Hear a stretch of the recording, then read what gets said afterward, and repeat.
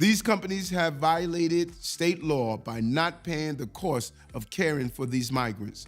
Let's stay in New York and growing tensions around the migrant community. What's the latest on that? And slamming Texas Governor Greg Abbott for busing tens of thousands of asylum seekers to New York. Nobody has ever seen anything like we're witnessing right now. It is a very sad thing for our country. But we cannot bear the cost of reckless political ploys from the state of Texas alone.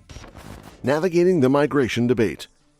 The issue of migration and its impact on New York City has become a focal point of discussion, with Mayor Eric Adams and Comptroller Brad Lander offering contrasting perspectives on the matter.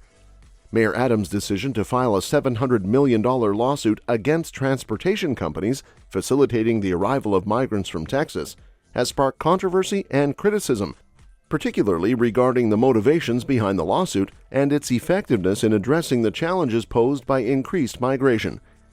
Mayor Adams' lawsuit targets 17 transport companies involved in transporting migrants from Texas to New York City.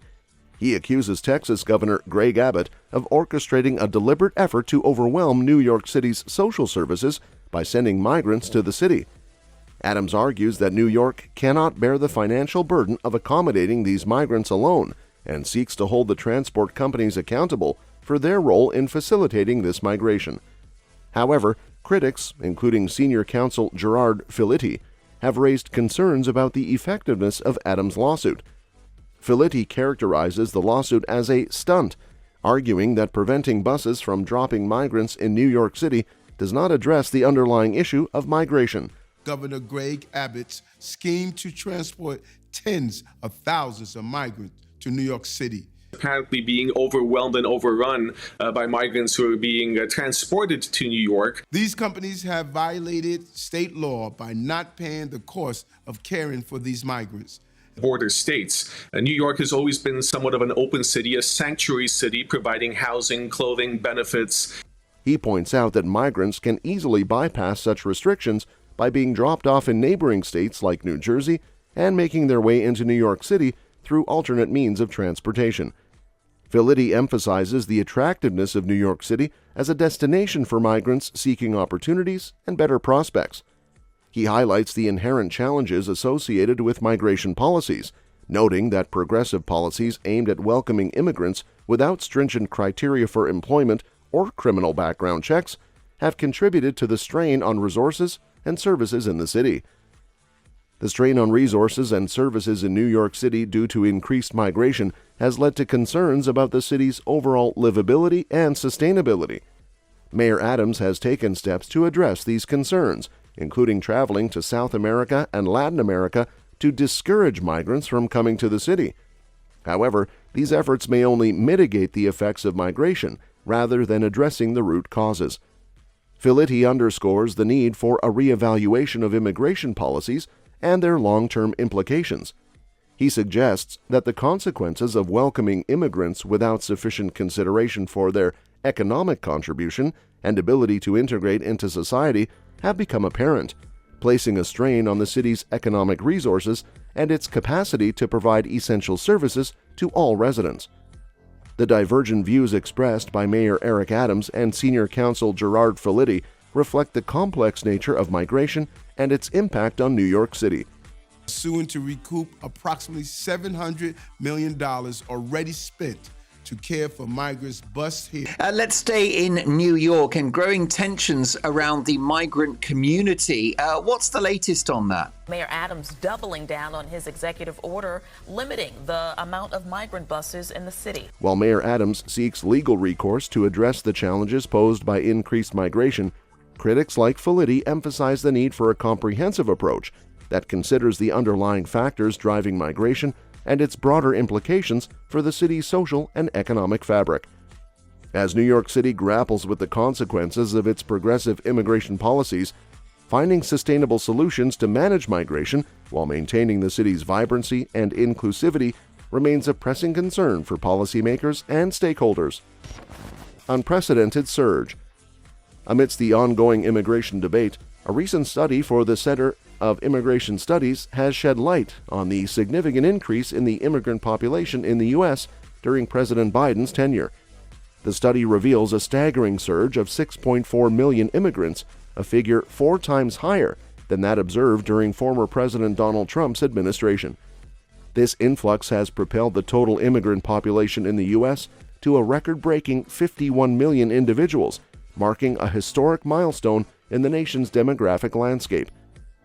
Stephen Camarota, the research director for CIS and the author of the analysis, emphasizes the unprecedented nature of this surge, surpassing all prior records.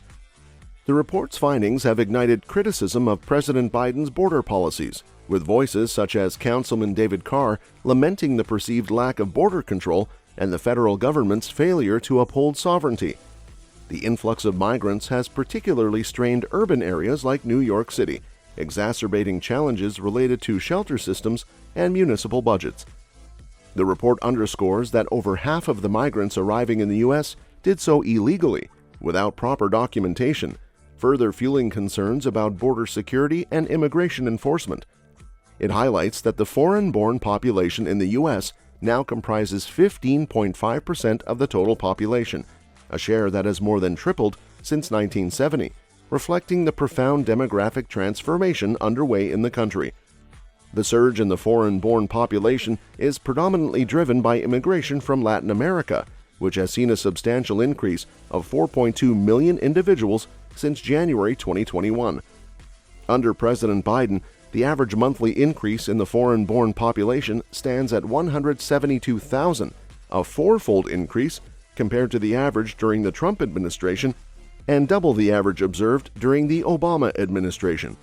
Projections suggest that if current trends persist, the foreign-born population could reach nearly 60 million, constituting 17.5% of the U.S. population by the end of a potential second term for President Biden.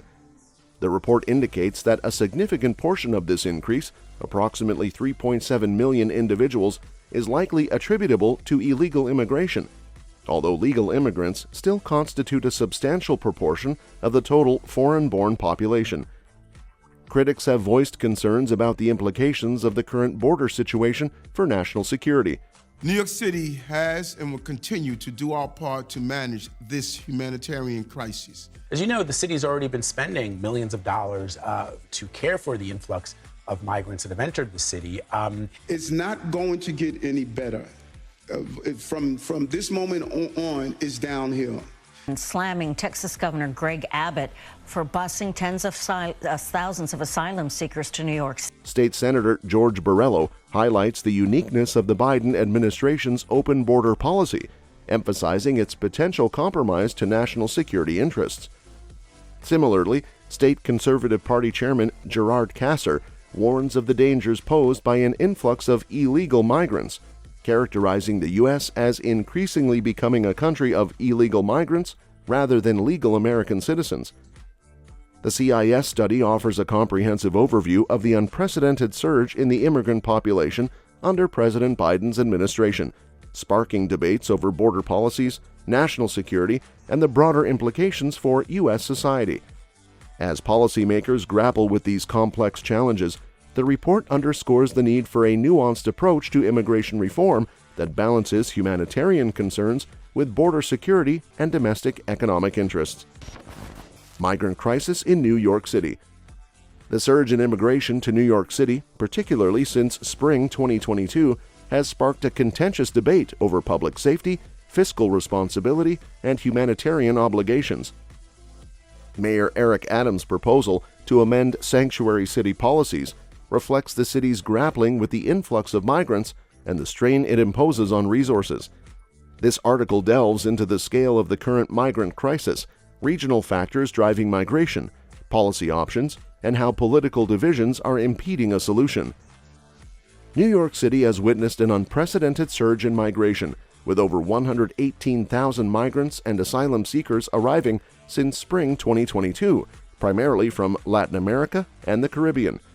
This surge has strained city services, particularly the shelter system, leading to fiscal pressures exceeding $1 billion and a state of emergency declaration.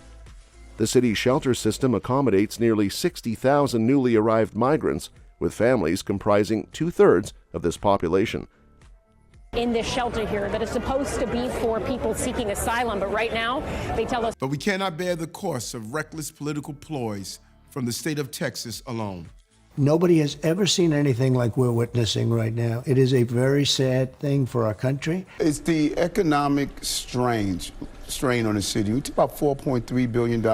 Latin America faces multiple push factors driving migration northward, including political and economic crises in Venezuela, Haiti, and Cuba.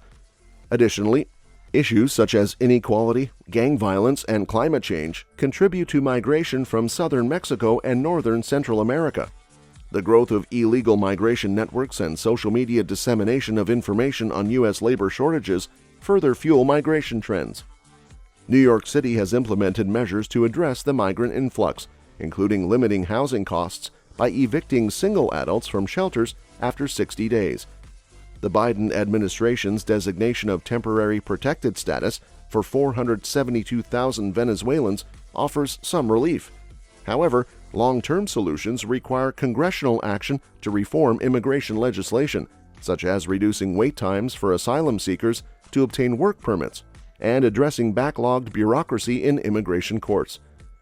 Political divisions over immigration reform have hindered progress. Republicans accuse Democrats of promoting open borders, while Democratic-led cities face challenges from Republican governors busing migrants to their jurisdictions. The influx of migrants to New York City, orchestrated by political maneuvers, underscores the urgency of bipartisan cooperation to address the crisis. Overall, New York City's response to the migrant crisis reflects the complex interplay of humanitarian concerns, fiscal constraints, and political dynamics. Addressing this multifaceted challenge requires a comprehensive approach that balances humanitarian assistance with enforcement measures and prioritizes bipartisan cooperation at the federal and local levels. That's all for this video, folks. See you next time.